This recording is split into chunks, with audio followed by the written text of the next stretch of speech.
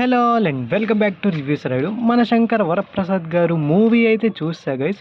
So ఈ movie గురించి అయితే డిస్కస్ చేసుకుందాం. Coming in to first half, screen play అయితే చాలా బాగుంటుంది. క్విక్ ఇంట్రడక్షన్, లవ్ ట్రాక్, ఆ songs, comedy timing and emotional scenes కూడా ఉంటే చాలా బాగుంటాయి. బీజిఎం అండ్ సాంగ్స్ అయితే చాలా బాగున్నాయి.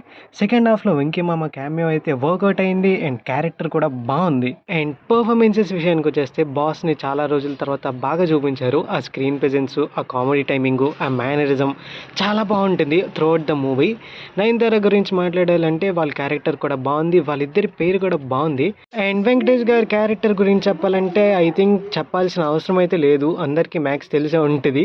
ఈ మూవీలో కూడా వెంకటేష్ గారి క్యారెక్టర్ అయితే బాగుంది అండ్ ఆల్సో కామెడీ టైమింగ్, ఆ స్క్రీన్ ప్రెజెన్స్ కూడా బాగుంది. And also other caste performances కూడా బాగున్నాయి.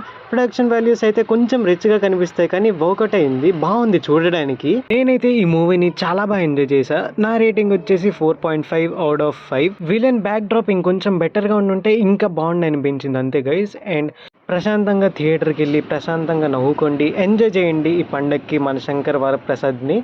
మీరు కానీ మూవీ చూసుంటే ఎలా అనిపించిందో కమెంట్ చేసేయండి. అలానే మన ఛానల్ని ఇంకా సబ్స్క్రైబ్ చేసుకోకపోతే సబ్స్క్రైబ్ చేసుకోండి.